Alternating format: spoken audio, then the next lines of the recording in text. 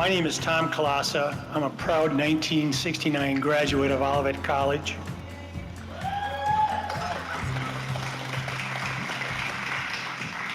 Now we get into the history.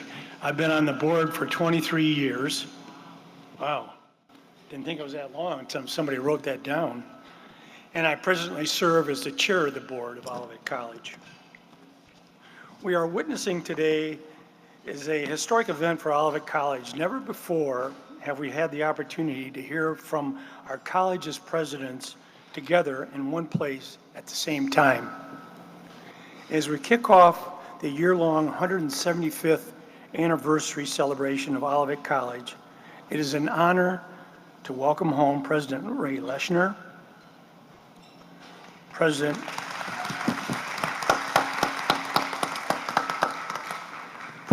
Emeritus Michael Bassis, and President Emeritus Alumnus Don Tusky. And it's an honor to have Dr. Stephen Corey as our current president as moderator of the President's Panel.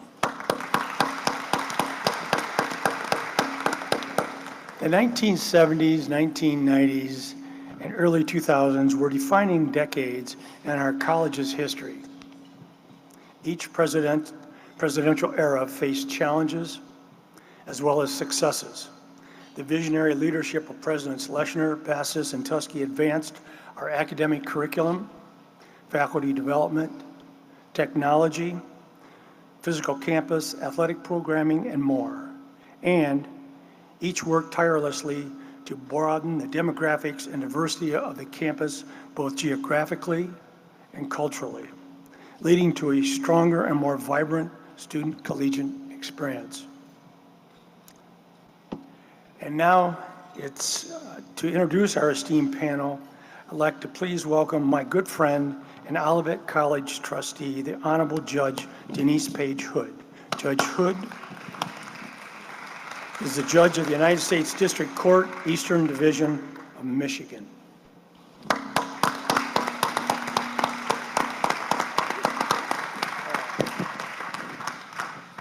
Good morning.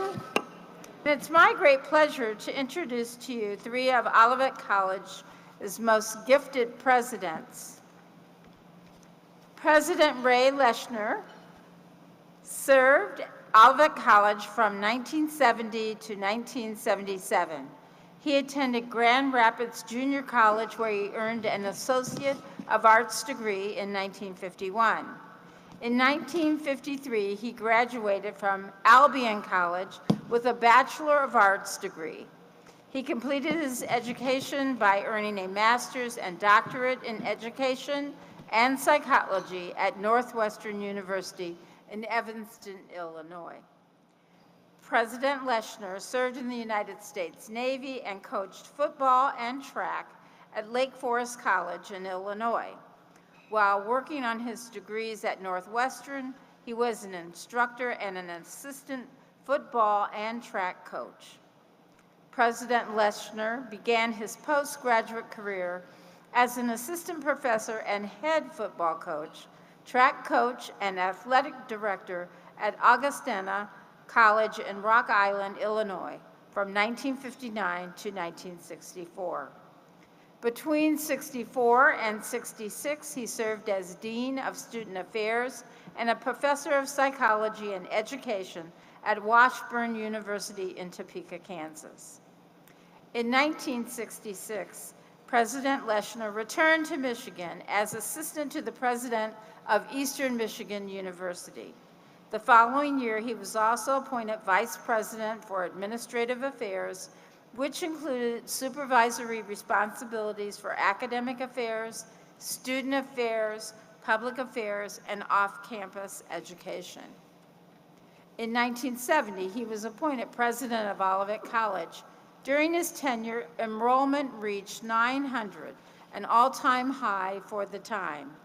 Just a few of his successes include the strengthening of the academic program, building of the Margaret Upton Conservatory of Music, the establishment of the first marching band in the history of the college, growing to 109 members, and the statewide recognition of the orchestra and choir. Athletically, a new football stadium was built, and Coach Doug Key brought the college its first championship in 60 years. In addition, the men's basketball team won 3 consecutive championships, and the wrestling team brought home 6 consecutive championships. During his presidency, he also secured funding for the Upton Student Recreation Center to include the first swimming pool in college history. Under President Leshner's leadership, the Development Department was created, and when he left the college, a number of endowment commitments were in place. President Leshner assumed the presidency of Ohio Northern University in August 1977 and served there until July 31st, 1979.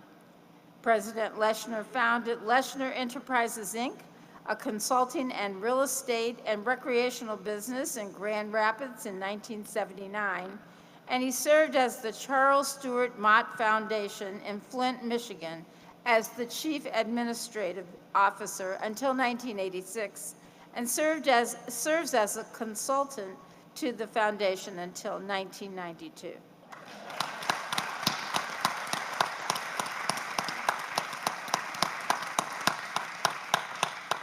President Emeritus Michael Bassis served the college from 1993 to 1998. Under his leadership, student enrollment increased 25%, and the college won wide recognition for its vision of education for individual and social responsibility, and for the development of the Olivet College Compact.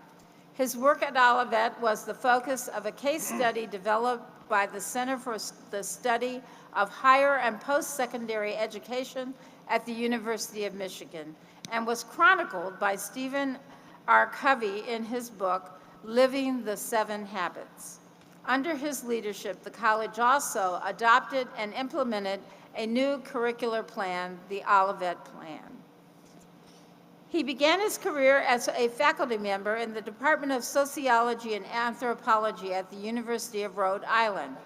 There, his interest in issues of teaching and learning led him to co-author 2 best-selling textbooks, serve as an editor of the journal Teaching Sociology, and chaired the undergraduate education section of the American Sociological Association. Following his years at Olivet, he led the successful effort to move the new College of Florida from a satellite of the University of South Florida to its current status as an independent institution within the state university system. Subsequently, he spent 10 years as president of Westminster College in Utah. There, as at Olivet, President Emeritus Bassis led the college through a year-long process to create an ambitious strategic plan.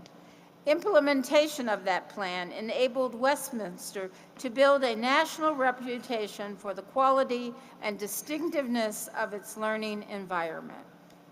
A graduate of Brown University, he holds a master's degree and a doctorate in the sociology of education from the University of Chicago.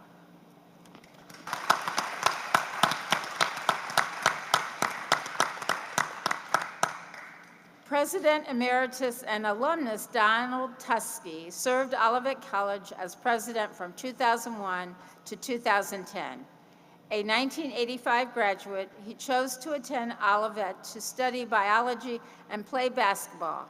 He was also a member of Phi Alpha Pi Society, and he went on to earn his master's and doctorate degrees in anthropology from Michigan State University. President Emeritus Tuskey has been involved in higher education continuously since he was an undergraduate.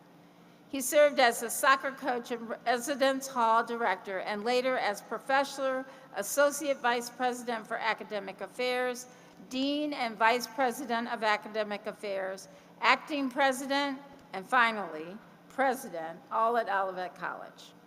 President Emeritus Tuskey's tenure as president under his during his reign as president, how about that reign? The enrollment grew to 1,147. At the same time, fundraising was focused on improving scholarships and facilities. President Tuskegee was directly involved in raising over $22 million, which provided support for the Cutler Event Center, where we are today, the Mott Auditorium, a chemistry and physics lab, smart classrooms, the Colossa track field, Gillette Village student housing, and the Reithmiller Blackman Art Building. Beginning in 2010, he served as the president and professor of anthropology at Maine College of Art. And during his 6 years there, enrollment increased by 22% and revenue by 39%, along with increased selectivity. He became president of Pacific Northwestern College of Art and professor of anthropology in July of 2016. A new program in footwear design was launched in 2017 in partnership with the Pensole Footwear Design Academy. The incoming class for fall 2018 is expected to be the largest in the school's history. At all three schools, President Tuskegee has continued to teach at least one class per year, which keeps him connected to his students. Please welcome him.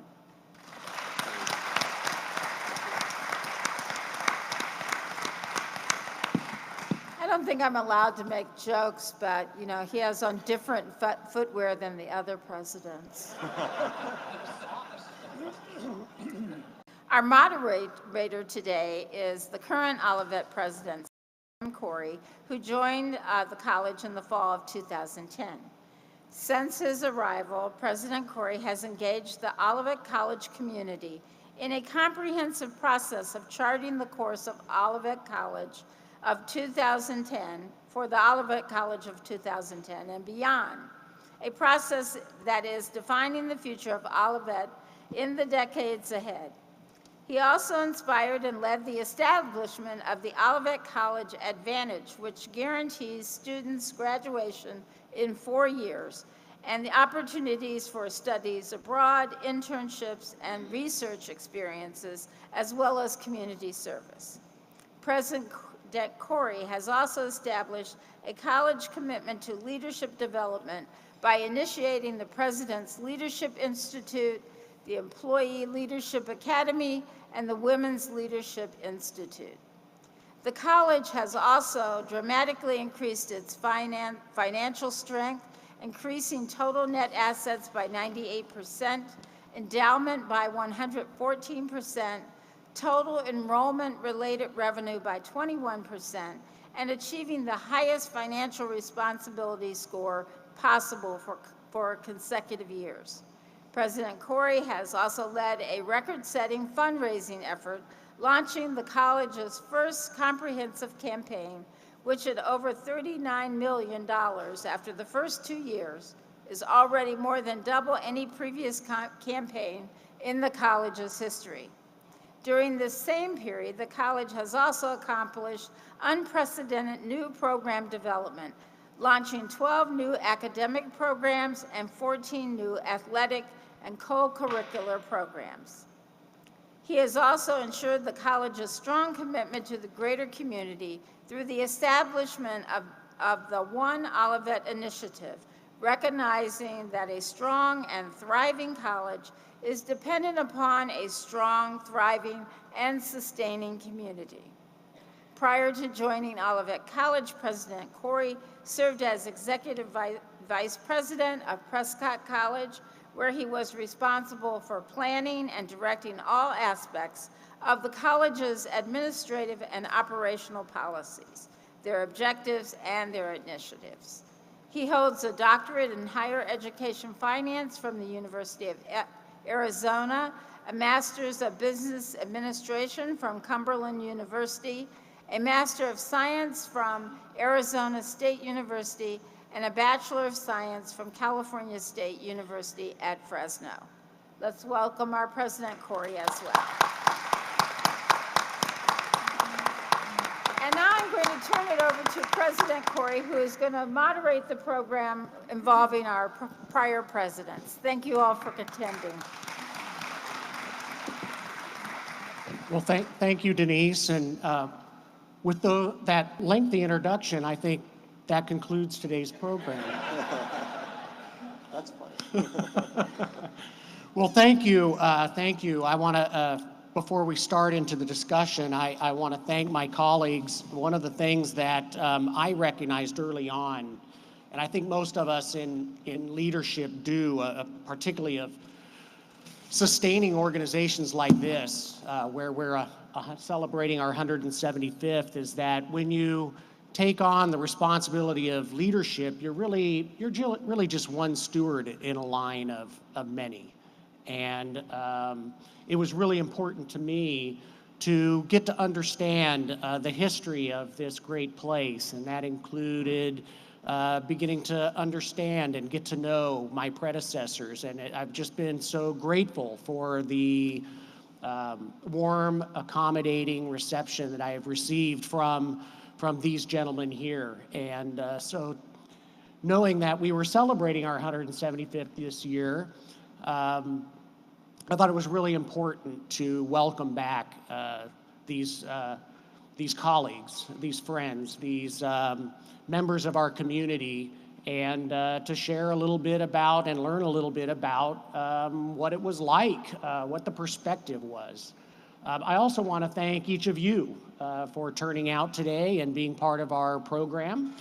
And this will be one of several opportunities to reflect on our past over the course of this year as we commemorate the 175th and look at the college from a variety of perspectives, one being the perspective of presidents, but we'll have another couple of panels throughout the year where we'll look at it from a faculty perspective and look forward to inviting a number of faculty members to have a similar discussion, talking about the college from their perspective and their experience. And then also from a student perspective, and of course former students are alumni, like many of you, and so we'll be reaching out and wanting to engage with alumni over various eras and talk about the college as well. So with that, we'll maybe jump in and begin. I guess let me pose this question, and maybe we could start with Don. And talk just a little bit about maybe we heard some of the accolades and successes, but maybe a little bit directly from you about each of you about maybe some of the successes that are most notable to you during the time that you were here. Those might be some of the ones that go on the resume, but they might be something else that was more meaningful to you individually as well. But be interested to hear a little bit about that. Okay, then. All right. Well, can I just, a few thank yous and a couple comments, and I'll answer the question, I promise. I like what Stephen said about we're just part of a longer, complicated process. And having the honor and the opportunity to be president at Olivet College is one of the very best things in my life, and attending Olivet College. And Denise made a reference about one of the stories I tell. And when I visited Olivet College as a student back in the early 80s, not really being recruited by Gary Morrison, I was sort of having Gary Morrison recruit me a little bit, but I showed up here and you heard this story a lot, but I think it's worth telling because it's really important that one of the best things was to be introduced to Dr. Spear, who made me feel like I was the only student in North America that's going to study biology with him. And that was really just something that, and I turned to my mom and I said, I want to go to school here. And I did, and stayed a long time. And it's just been really fantastic. And my nephew came to school here, and while I was president, and I think about something that's not on the resume, my nephew Matt going to school here with me as president was really pretty fantastic. And it was really big. I really thank Stephen for inviting me back. I haven't really been back since I left, and you know, going to school with your nephew was really pretty fun. And my sister, his mom's right here, and it was pretty fun. Another great thing that's not on the resume, and it was back when I was a faculty member, when Michael Bass was, I was a faculty member when Michael Bass was president. Michael empowered us to really make change at Olivet College. And Olivet College is on the map in higher ed in ways that I think all of us still aren't quite knowledgeable about, even myself, with the compact and the Olivet plan, and people like John Homer. But going and doing a conference with Maria and Leah Knapp, Kevin Rabineau, and coming up with some ideas that filtered into the Olivet plan was something that I think about a lot as a faculty member. And Michael was great for empowering young faculty members to roll up their sleeves. Don Rowe and Gary Wertheimer, who are here as art professors. One of my most favorite things as president was the support for the Charles Blackman Art Building. And Charles Blackman, who's here, that whole initiative and talking to Charles over years and Peggy Reith-Miller about getting an art building was really fantastic. Getting support from other donors, Stephen Rosnowski, working with Gary and Don. This is not on the resume. Never leave art professors in a room with architects alone. The cost of the building is going to triple and the size is going to triple. And I learned that. Larry Colvin tried to tell me that back here. I didn't believe him. We left Gary and Don in the room and come back and the building is huge. And it is really beautiful if you haven't seen it. And in the building we're in right now, meeting with Dave Cutler, who's here, getting this done, and then the basketball team doing so well last year. Thank goodness for Rod that we did. So that was really good. And of course, being a Phi Alpha, memories of that. Vern Hazard's here. Getting that football field in the track. And Tom Colassa, who hates running, decided he wanted to support a track. And thank you for that. And but yeah, those are some of my memories, and it's been really good. And it's really good to be back. So, Thank you, Don.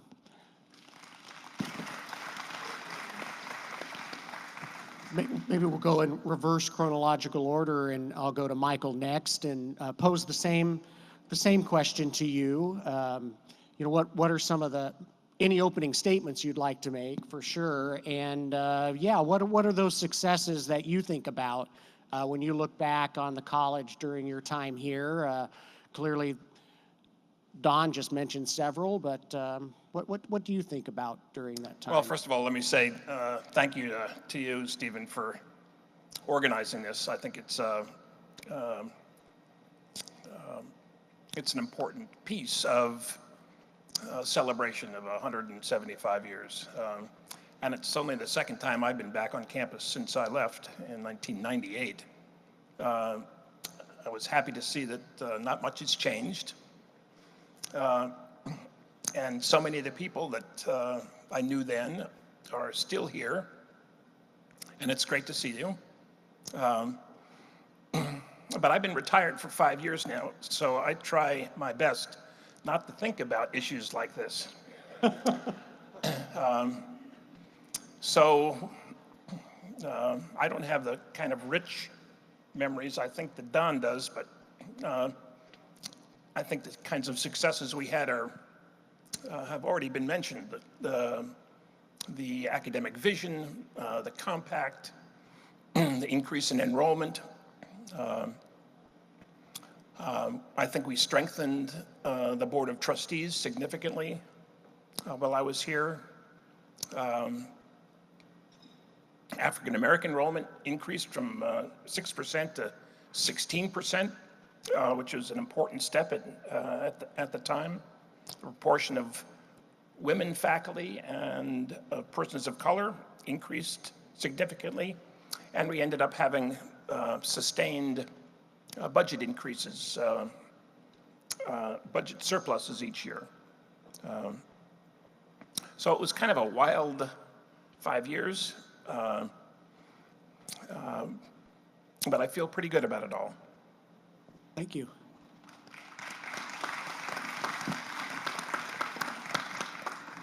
And Ray? First of all, is Is this on? First of all, thank you for inviting me back.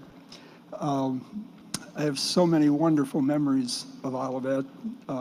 Having arrived here as president when I was only 37 years old, I had a lot of energy and excitement, and Olivet reminded me at the time of my own experience at Albion College, where education was still between the student and the faculty member.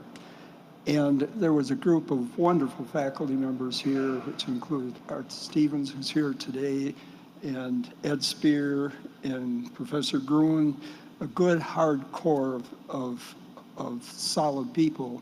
But I did arrive at a time where the college was really at a very critical point. I had inherited a number of unanticipated problems. One, the physical plant was in pretty disrepair, and the faculty, the academic program really needed to be revitalized. But the most serious one was the financial situation, and so it was pretty much a situation where we had to pull together and revitalize the college. Morale was at a little bit low. We were everybody's homecoming. And so in looking at what needed to be done, I looked back into the history and the wonderful days of Pedro Paz and the music department and the frustration with the alumni about being everybody's homecoming in football and so forth. So I tried to run to the strengths of the college, and it was at a time when the people who were in the wonderful music era were at the point where maybe they could give a little money back. So I knew I needed the two main things to restore activity and confidence was athletics and music. So I brought in Mel Larimer and David McCoy to rebuild that. And I can remember one fall afternoon, the first time that David McCoy arrived, I'm sitting in my office and I hear this wonderful John Philip Sousa music going on in the campus square. And there was David out there with his little band of people. And from that, he built the first marching band in the history of the college, as reported, and Mel Larimer, and so the music program really expanded. We had, by the time I left, over 250 students in the music program, and the Margaret Upton Conservatory Music was really a highlight.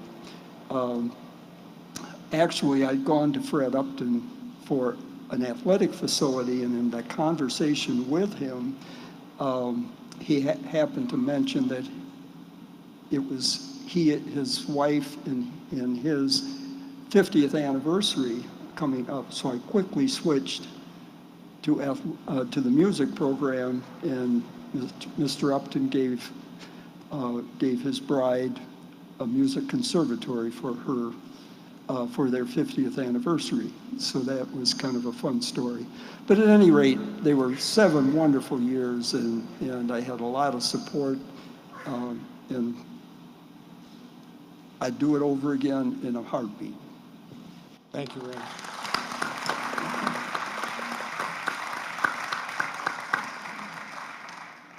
I want to switch next to talking about challenges.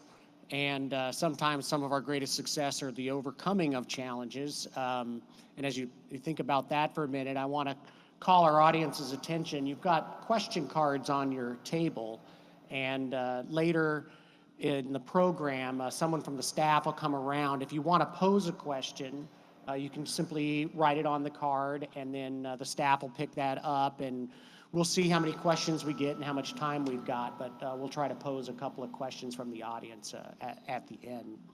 So with that, maybe we'll stay with Ray and then work our way back to Dawn and talk a little bit about maybe, you mentioned a couple just a minute ago, but what were the challenges that the college faced at that time, and how did the college community come together to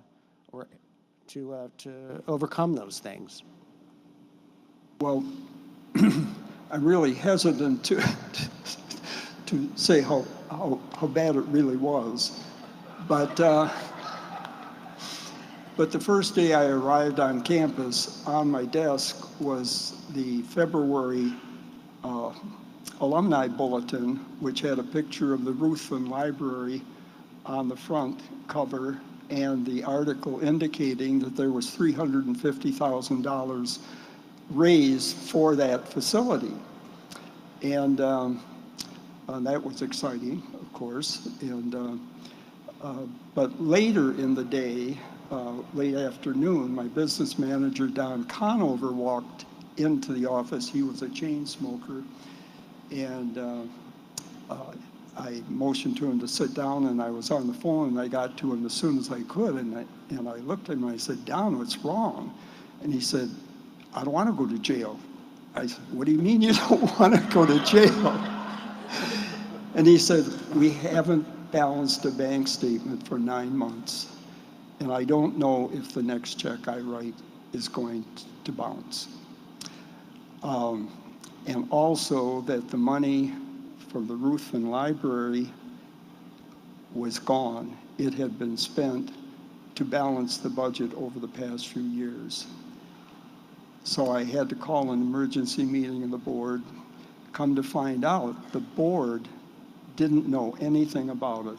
There were only 4 people who knew how bad the situation was, and that was President Reith Miller and Chairman of the board, the vice chairman, and the individual, Don Bacon, who had given the $300,000. So the board obviously, I indicated a number of things that had to be done if the college was going to survive, and they pledged to do that, and so from that we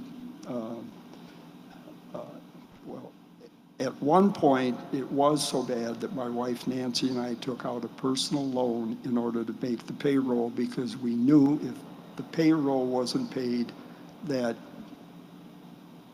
things could go into really bad shape. So, but from that, we had 7 wonderful years. Art Stevens and the faculty rallied, and we did a lot of wonderful things, and the music program and the athletic program and all of the championships, and the student morale was high on a Saturday afternoon, where when I arrived, it was a suitcase campus. Nobody would leave campus because David McCoy, who had studied at U of M and was part of their music program, we put on a Big Ten show with pom-pom girls and flag bearers and everything. It was just really exciting. And so thanks to all of the people who rallied and helped and assisted, we made it, and had a wonderful, wonderful time here. Thank you.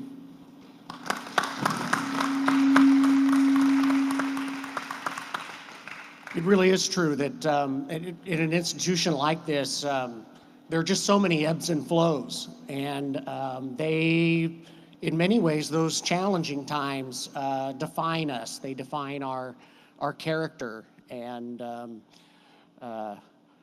each of us face those things, and it's how we respond to them that makes all the difference. Michael?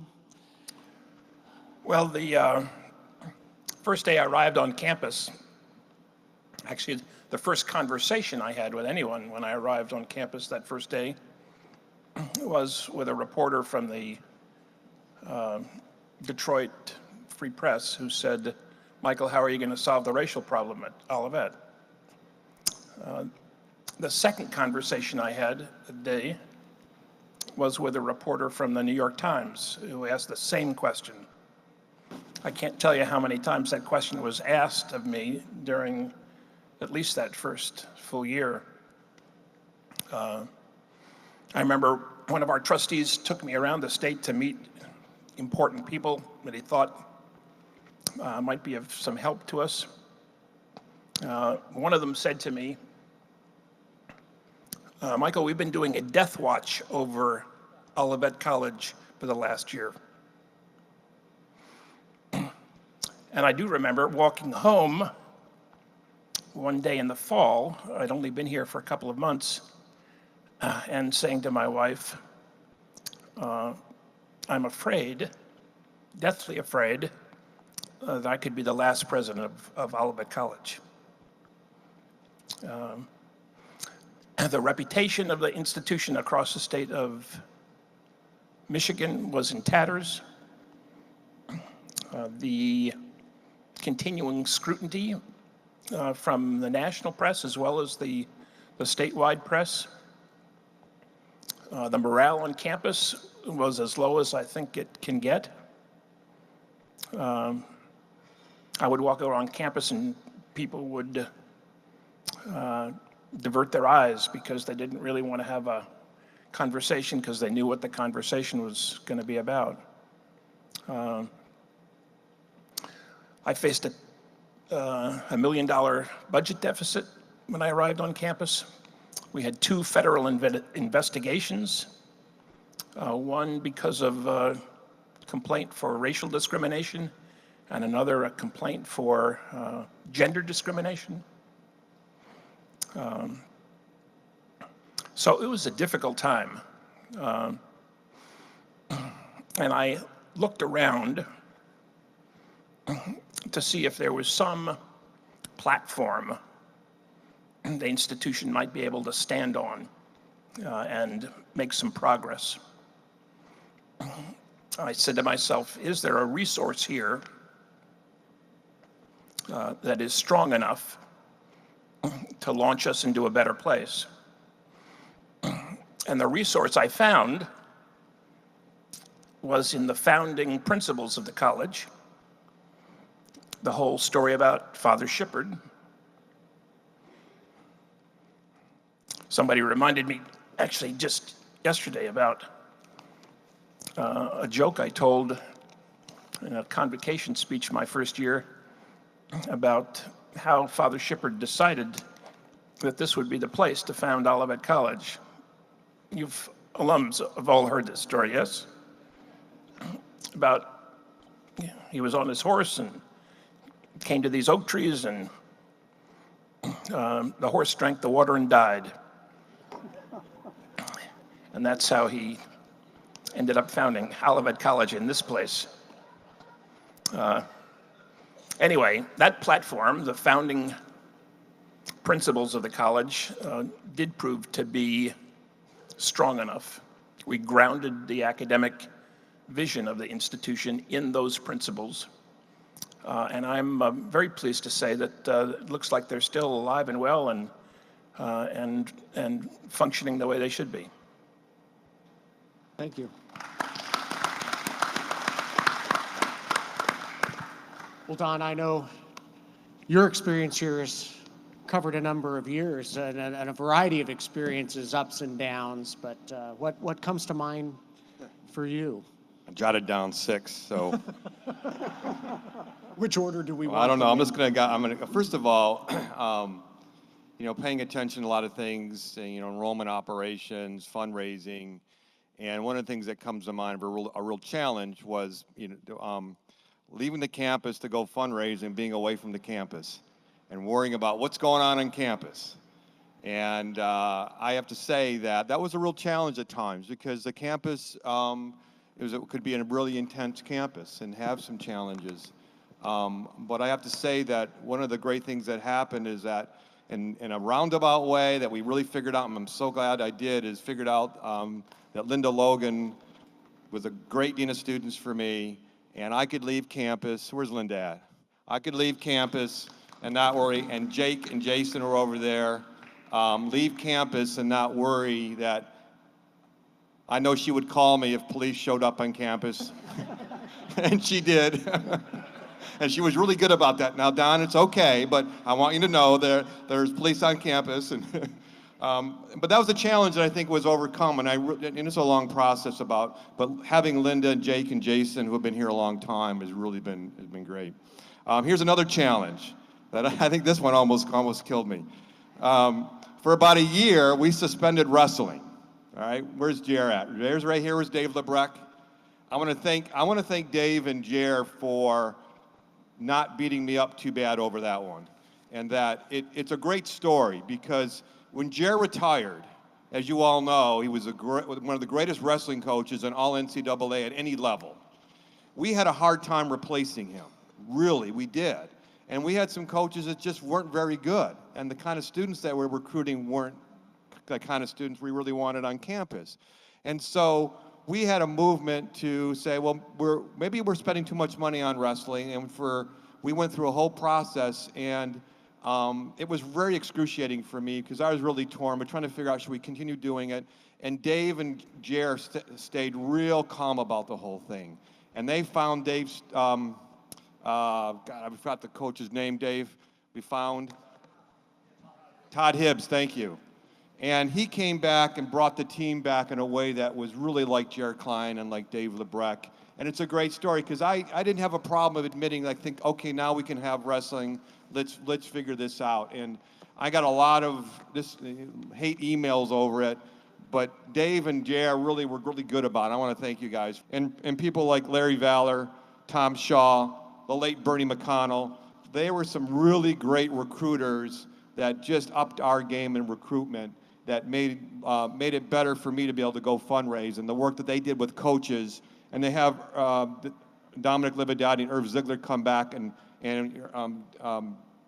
Ray mentioned about football teams come back, and we were beating up people on their homecoming under Irv and Dominic, and I have to admit that was okay for me, because they took pride in beating us up. So.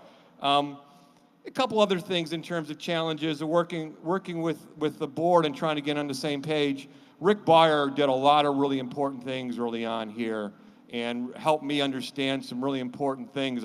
Because coming out of academia, you have a tendency to focus on a lot of different details, and especially as being an anthropologist, every little piece of information is important. And what Rick did actually is help me focus on, Don, you got to look at money in, money out. And you got to look at enrollment and really focus on those things, and that was really helpful. And then working with David Hayhow was really a great thing, to be able to work with the late David Hayhow as board chair, and that was good. And I guess I'll end up with something you might laugh at, but I worried about, and I went and inspected them yesterday. I worried one of the challenges were bathrooms on campus, and I was so happy to hear this initiative that Stephen put in place for better bathrooms on campus in Shepparton, Blair, and Dole. And bathrooms are important, right? And I'm really happy that I've checked out some yesterday. And Larry Colvin, thank you for the initiative there. But I feel better about the bathrooms on campus. So thanks, Stephen, for that. And that's really good. So. Thanks, Don. Yes, anybody, you've heard about the open house going on at the new Gruen Engagement Center. But anybody who wants the gold tour, to be able to tour the bathrooms, see the staff, and they'll make it happen for you. I'd like to switch again and maybe hear a little more about, some of you have kind of touched on the mission of Olivet College, and I know that one of the things that we're really obviously we've got to have students, and we've got to balance the budget, and we have all these management objectives that we certainly have to achieve, but the why do we need to achieve them is, I think, always something that we try to ground ourselves in, and the why is the mission of the college, and what makes this place special, and how do we ultimately, at the end of the day, if we're making money on the balance sheet and we're bringing in students and doing some of the other stuff, but we're not advancing the mission, then what are we doing? And so I guess I'd like to circle around to that, and missions, a good portion, the core of our mission has endured, but it's been expressed in different ways, and it's evolved in different ways. And so maybe Ray, starting with you, and then we'll work again kind of back chronologically towards Don.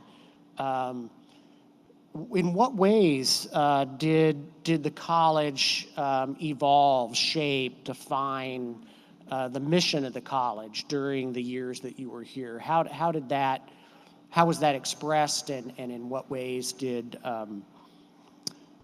you influence and define the mission? Well, as I think I indicated earlier, when I arrived, there was so much potential here I could see, but being a liberal arts major myself and having the wonderful opportunity of being a student in an institution like Olivet, I understood that the liberal arts base was terribly important. At the same time, students have to be employed when they graduate. So one of the things in strengthening the liberal arts program, we put in what I call the core curriculum, and we team taught, made sure that every student in their freshman year had exposure to all of the aspects of all of the disciplines. And because I wanted everyone to have that same base. Then at the same time, I had recognized through my own experience and so forth, really the only students at that time who had an opportunity to really get out and practice what they were going to do were practice teachers. And so I thought, why shouldn't others have an opportunity? So we put in the professional semester program, whereby any student had an opportunity to spend a semester off campus with faculty supervision, and they could find out also, and also, as I would tell the students, if you go out and you really do a good job, they're going to want you back. And so I call that the practical dimension of the liberal arts education, and because I wanted to make sure that every student who wasn't going on to graduate school was employable, because I felt after 4 years that was absolutely necessary. And so, again, and I want to comment on Jer Klein. I hadn't seen you before, Jer, but every single year I was here, he brought us a championship. And what a great coach.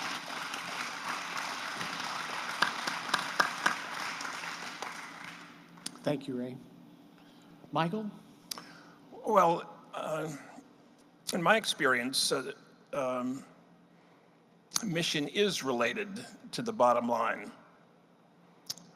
There's a direct link. The first thing I asked the faculty to do shortly after I arrived, I said, I need a full day with you, with nothing else on the agenda. And the faculty agreed to that and said, let's do it on Labor Day, which surprised me because that's a day usually faculty are with their families and off on some vacation.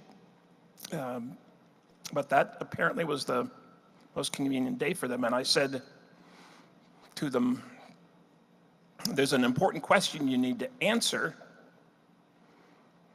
and you need to answer it in a hurry. And the question was, given the range of alternatives to them, why should a student choose to come to Olivet College? And I said the answer to that question needs to be grounded in the history and the principles on which the college was founded. And so that was the start of a conversation about a new academic vision, and then rolling into a campus compact. And that was the platform that enabled us to lift our heads up again, to have some pride as we went around the state recruiting students and recruiting faculty and staff. So in that case, at least, mission and the bottom line was intricately connected. Thank you.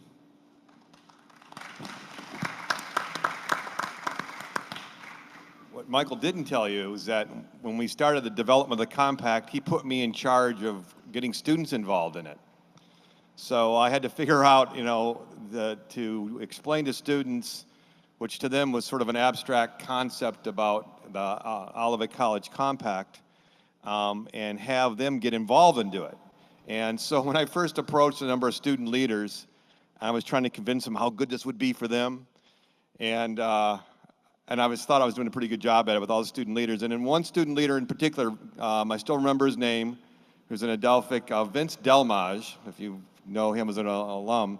He turns to me, he says, "Don, would this compact be just for students?" And I looked at him like, well, at first I thought, well, of course it's just for students. And then I caught myself, and in reality it was, I said, no, Vince, I think it's got to be for all of us, including Board of Trustees. And he liked that. And so I actually were able to we got students involved because it was something that was for all of us. And that was a very powerful thing for students.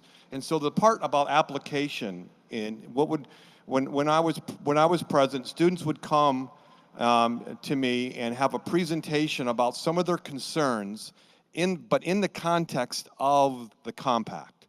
And it would have a slideshow of where we weren't communicating with honesty and integrity or treating all people with respect. And I thought that was pretty powerful on how students were taking that and really making it a real living document.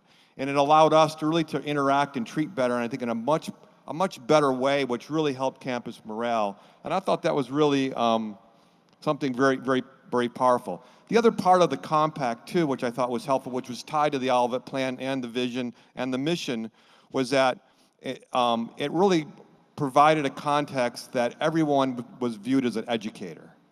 And that when we were doing the Olivet College Employee Handbook or the Educator Handbook, and I remember working on it with Beth Page, it was really important for all of us to see that we're all educators. And that when I teach a class too, I learn as much from students as I learn more from students probably. But that was really a powerful moment that I think is really lost in higher ed, is on a campus like Olivet College, because of the compact, because of the mission and the vision and the Olivet Plan, we were all educators. And everything's the curriculum. And students and us learn from a full range of experience.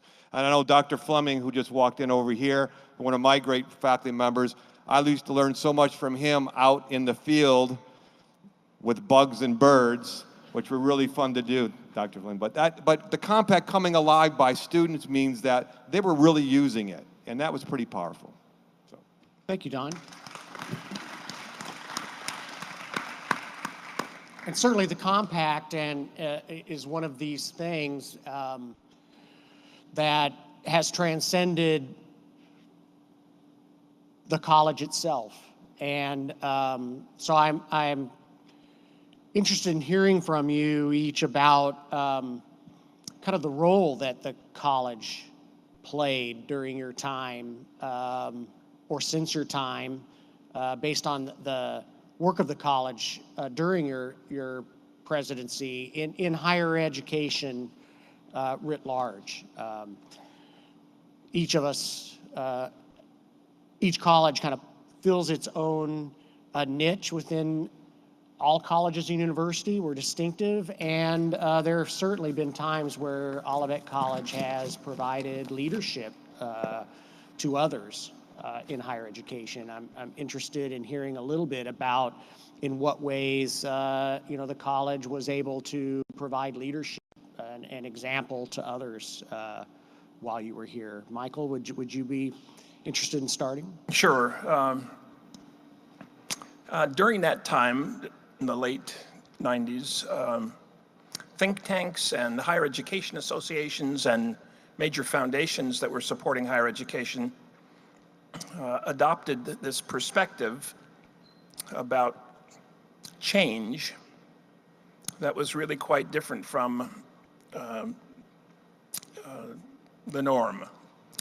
They were arguing that institutions needed to have transformational change rather than incremental change, that the circumstances that colleges and universities were faced with were changing so radically that schools needed to change in something more than an incremental way.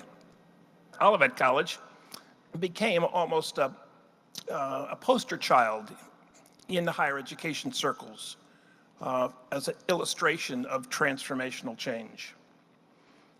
We became part of two national consortiums, one organized by the Kellogg Foundation. It's called the Kellogg Forum for Institutional Transformation. Another one was from the premier higher education association, the American Council of Education. They had a project on leadership and institutional transformation. And Westminster was the only institution that was on both of those groups. And we got an enormous amount of visibility. And people would visit the campus. We'd go off and talk at various forums. I really do think it helped polish the image of the college in the eyes of many people to have to get such a prominent reception in those groups. Thank you. As we continue with the same dialogue, I want to just give a reminder that if you have a question, I think Delstein and Barb are going to make their way around and collect those cards. So if you provide those to them, we'll pick those up when we're done on this topic. Ray, Well, during that the time that I came to Olivet, it was a period in Michigan and I think throughout the country where there was a lot of growth, and I can remember my time at Eastern Michigan University. We turned Eastern Michigan University from a college into a university. We tripled the enrollment, building buildings. The concrete never set on campus during my time there. But it was education was becoming so inhuman, and large classes, lecture halls of 2,000-3,000 students. Professors weren't teaching students. The assistants were teaching students. And to come back to Olivet, and the thing that impressed me was Olivet still had that relationship between student and faculty. And I can remember when I left, I was in hopes that Olivet would never lose that, because that is so important to me, and I think to all Olivetians and others, that's where real education occurs, is between the faculty member and the student. And so I'm very pleased to come back to campus and to understand that Olivet still, I believe, has that student-teacher relationship that is so vital in education, and I hope that the college never loses it, because that's where the real heart of education is.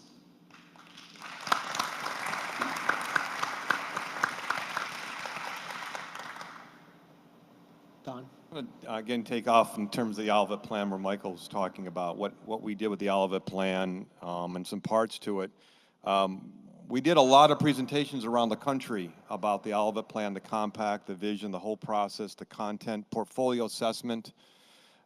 People wanted to know how we were getting all that done. Norma Curtis, who was one of the dean during my time as president, Norma was great at going on conferences and presenting stuff on the Olivet Plan, and really, she had it down. She was so good with curriculum about how to talk to other faculty members at other schools, some school, university named Harvard or something, I think, back east. But so they wanted to know what we were doing with something called the Olivet Plan and that tree. Another good example of the application of the Olivet Plan was Self and Community, and Nancy Van Hoosier was Nancy, and we went to a conference, I think she was just here, and Nancy and I went to a conference where we helped develop Self and Community. Cynthia Noyce is here in terms of Self and Community, Gary and Don, portfolio assessment, Self and Community, arguing with Joel Epstein, where's Joel Epstein at, about what articles are going to go in the course pack for Self and Community, and he usually won out over me, what I thought we should go in there, but they're really great applications of the Olivet Plan, helping students and ourselves figure out what it really meant to be individually and socially responsible. And I guess that's another thing in terms of other campuses asking us, now how did you land on education for individual and social responsibility? And we had a big argument with the faculty about that. I actually thought at the end of the day, landing on both of those was just really fantastic because it really made sense for us to individually be responsible, whether you're within a group or by yourself, and then socially together, how we can make change in not just at Olivet College, but in society. And I think a lot of our students through service learning, Mike Fales running service learning, that Olivet College is really still a great model for higher ed because we do service learning here at a level most schools don't do.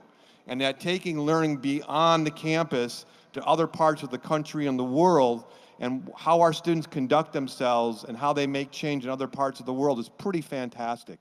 And so that's an example of, I think, what you're talking about, Stephen. How is the extension of the plan, the vision, the mission beyond Olivet College? And a lot of faculty, staff, and students and alumni have been doing that. And it's pretty, now having left Olivet College, I can say it's pretty amazing in higher ed about what Olivet College has done and continues to do today in terms of education for individual and social responsibility. So, Yeah, thank you.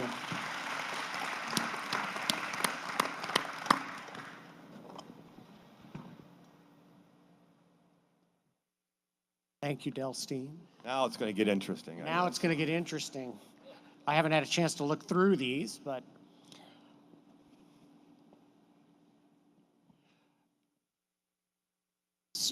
so let me pose the question, and then we'll see who'd like to take a shot at it. So from a higher ed standpoint, what's one thing that you think Olivet College needs to consider for the future?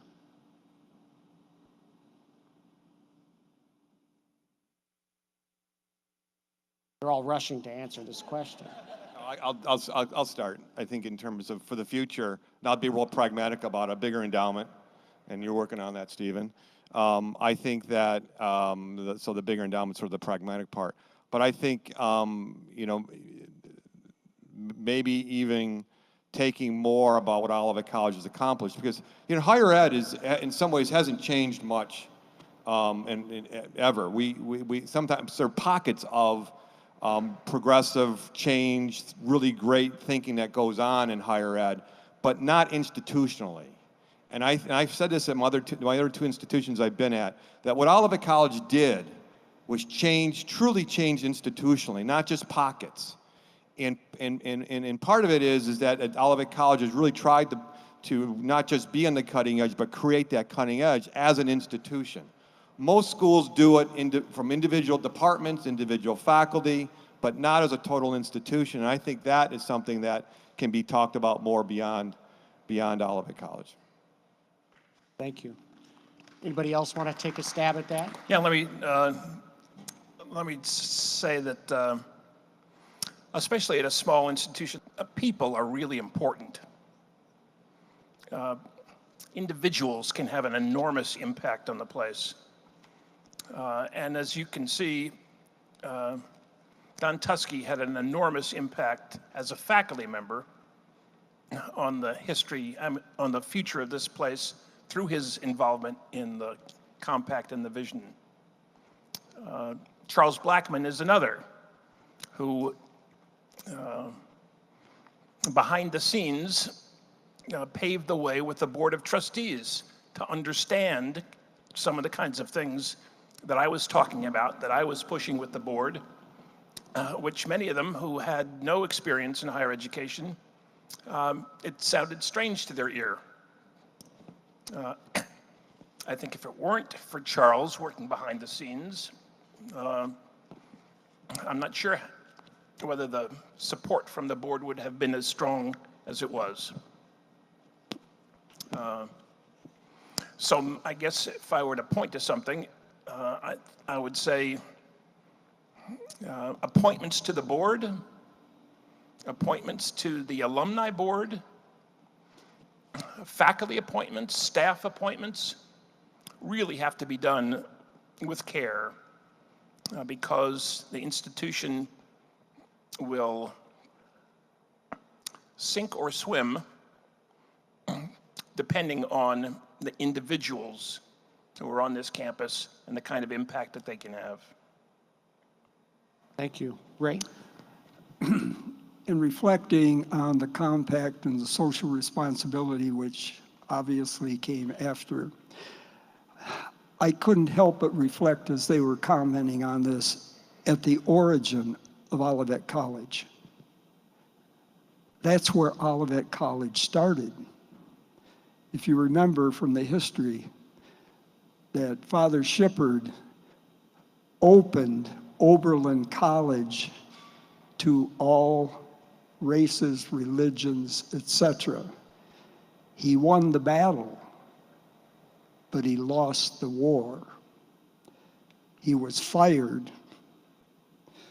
and he brought to this hilltop community, students of all colors, all races, and Olivet College's history is so rich. As in all the research that I could do, I do not know of another college or university that opened its doors for the first time with that combination of social responsibility, community involvement. They left in January on foot, driving their sheep and cattle, and they were jeered as they came through Marshall up here to build a college. And they did it. It's still here, and all of those elements are in the heart and soul of this college, and I hope that they never changes.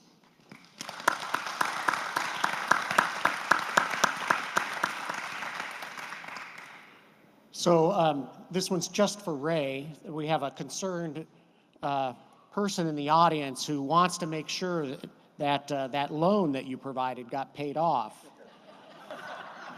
As a matter of fact, the board was so upset when they found out what we had done, that they, and this is a little known fact, we didn't have a line of credit and still didn't. And that's why we had to make the loan.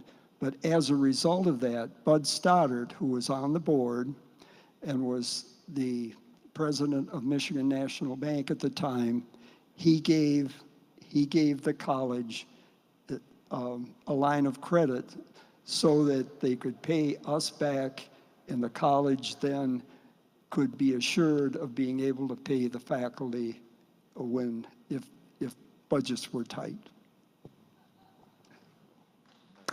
That is great.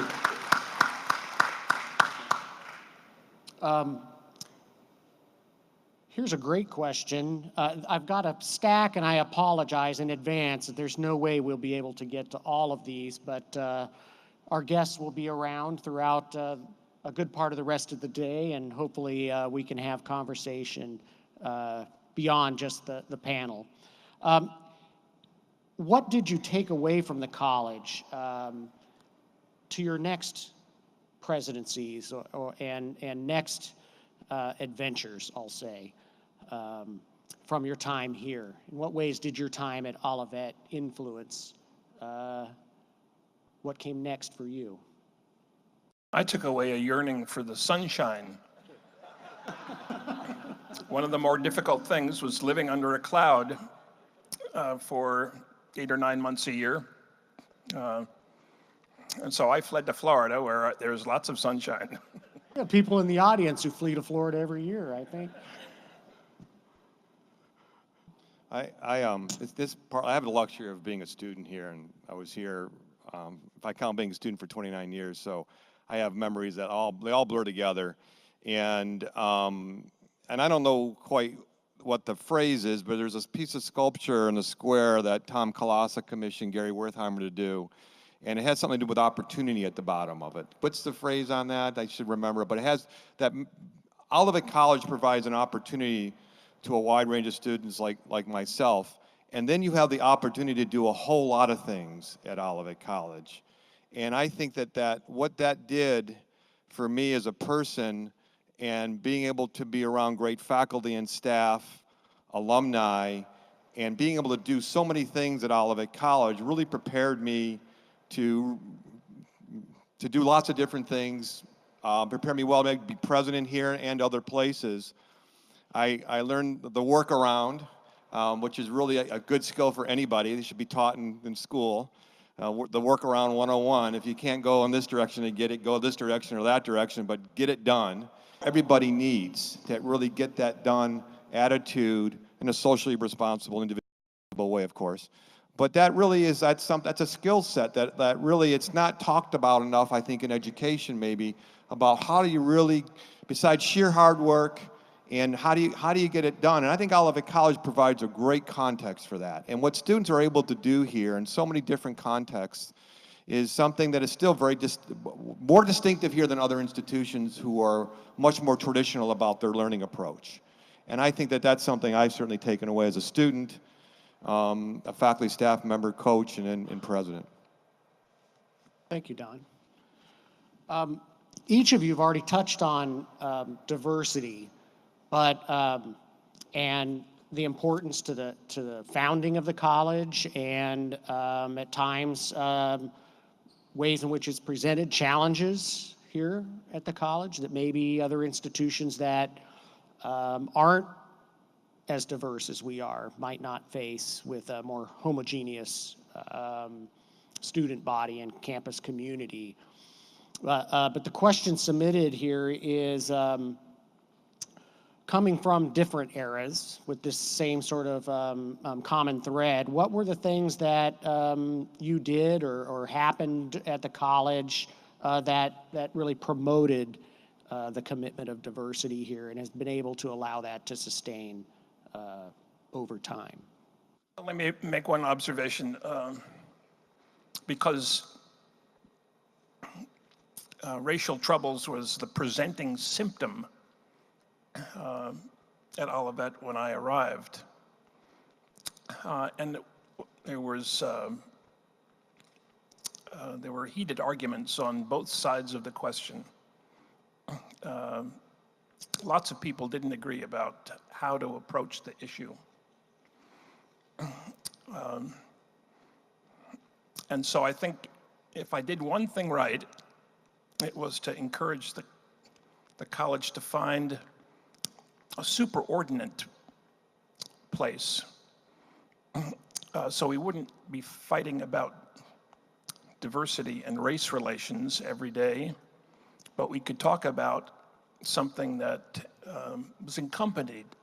was encompassed in a larger vision, and that was this individual and social responsibility. So we were able to make, I think, enormous progress on race relations by elevating it to a higher principle. Yes. I was just going to say that when this all happened, it was just mind-blowing to me, because Olivet had never, we took pride in the fact that during my years and the years before, Olivet College had the highest percentage of minority students of any college or university in Michigan, except for a small private college in Detroit, in downtown Detroit. And we were proud of that. There was never a problem. I think Jared Klein and Art Stevens and Joel Epstein could, and Richard Payway, who helped me save the financial situation at Olivet. It was just unheard of. That just wasn't part, and I would be surprised if. And that was during the 60s and 70s. Yes, that you're and that referring was to. during a tumultuous time where they were burning college campuses and all of that. And Olivet, if there was any kind of that activity going on, it certainly escaped me because I was not aware of it. You were a student, maybe you were. Okay, I think it's been a challenge even on diverse campuses like Olivet College. And one of the things when I was president, it was challenging at times because students were coming from all over Michigan, the Midwest, and coming here to learn, but coming from different backgrounds. And we worked hard at making sure that not only students but faculty and staff were really understanding about inclusivity, social justice. When I left, we had two African American VPs, Linda Logan and Larry Valor. But Linda Logan, again, here's a great example about the Greek life at Olivet College that have a lot of diversity in all of them. But one in particular that stands out to me, Mu Omega Pi, roughly when I was here as president, had half African American students and half white students, and you can't find that in Greek life across the United States. And that is a good example. And Linda and I have talked about she needs maybe to write an article in her new role as vice president for Inclusion and diversity. Inclusion and diversity. Let's give Linda a round of applause for her new role, which I think is fantastic because it'll allow Olivet College to really keep pushing that envelope in a way that other college universities are not. So congratulations, Linda. Thank you, Don. We're running out of time, and I want to give each of our guests an opportunity to maybe make a concluding comment or two. I've kind of been directing, and through your questions, we've been directing the dialogue at a few key areas that would pull out some of the salient thoughts. But yeah, what sort of closing comment would you like to make as you think about the history of this great college, or even for that matter, there were a couple of questions I wasn't able to get to that were asking about or the future of the college. Who'd like to go first? I'll go, and then just go down the line here. I feel really lucky, very lucky to have chosen to go to Olivet College. And you think, in your life, I really believe that you get choices, and there are lots of different choices. And I think maybe there are really important reasons why I chose here. I mentioned my nephew already. My brother Michael went to school here. It's really an important place, and coming back was really a challenge for me. It was easy 6 months ago, and then when it got closer, I got a little nervous. And then once I was on the plane, I got real nervous, but there was no going back. I'm making some excuse that I had work to do, but it is a very emotionally important place for me, intellectually important. And having been away and on both coasts, the East Coast and West Coast, and been in higher ed, I can honestly tell you that there are very few colleges like Olivet College that exist, and there really needs to be more for what this place really tries to do. That a lot of colleges around diversity, around different initiatives, the service learning, portfolio assessment, the compact. Most schools don't talk about responsibility like we do and act it out. And so I just really feel lucky to be here, and I'm just part of the complex network ecosystem of Olivet College, and I really feel good about where it's at. And I want to thank Stephen and congratulate Stephen for the direction of the college. And I was really happy I came back, and thank you.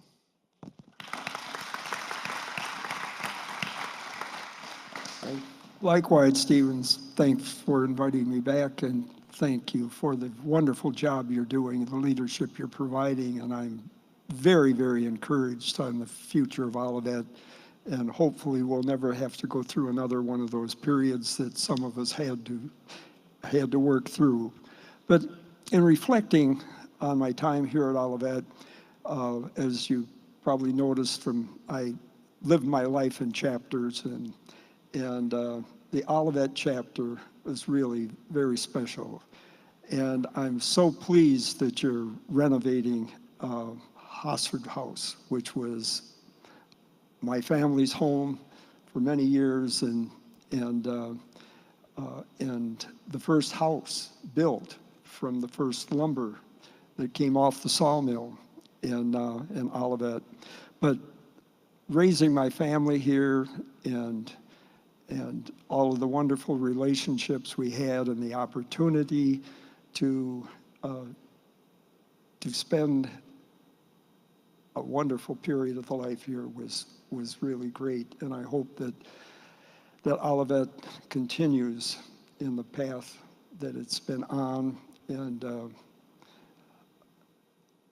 as I said earlier, I'd do it in a heartbeat again. I love this place. Thank you.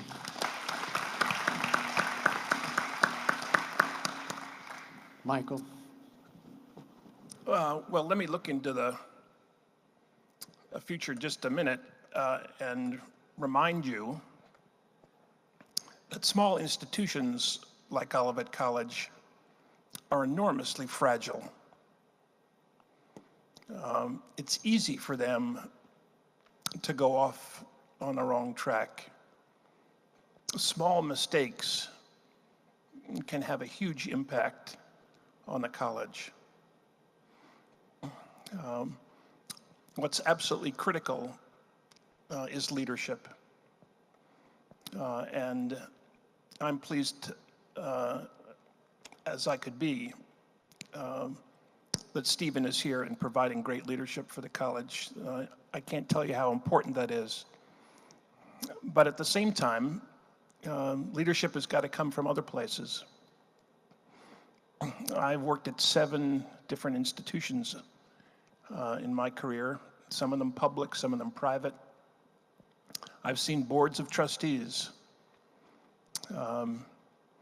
make terrible mistakes, some by inattention, some out of ignorance. A good board with good leadership is essential to the future of Olivet College. And boards need to know what they're doing, needs to know how to exercise their responsibility. I would say the same thing about alumni boards. Alumni boards can have an enormous positive impact on the college.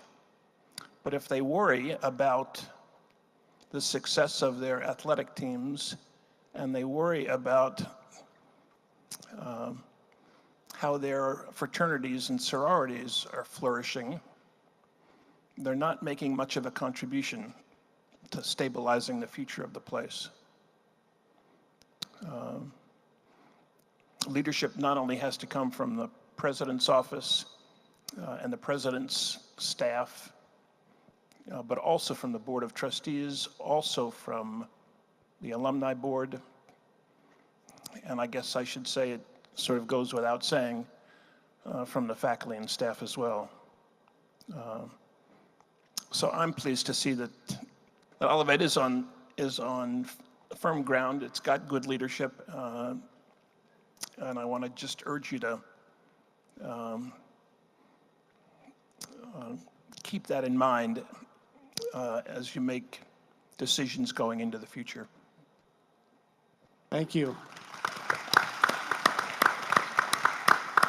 And with that, I want to say thank you. That was a great acknowledgement of the fact that it does take community, that it does take all of us, that we as presidents take our responsibility very seriously and recognize the important role we play as the leader, as the figurehead, but that it also requires partnership with people who are in this room and the thousands actually who are not with us right here, but are all part of what make Olivet College.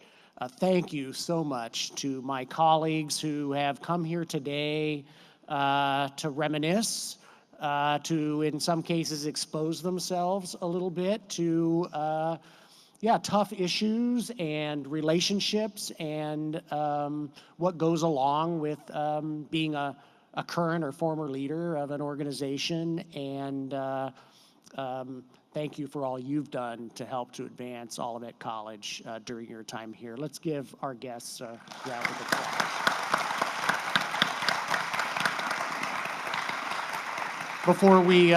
Before we step out, I do have some gifts for our guests, and I'm gonna just pull one out for the minute, and then I'll hand them out as we get ready to leave the stage. But we have a little memento that we want to provide to our guests today with, of course, the iconic photograph of Burridge Library, and underneath each one is a medallion with the college seal and your name and your years of tenure as president at Olivet College. So thank you again for being with us. Thank you to all of you for being with us as well. Have a great day.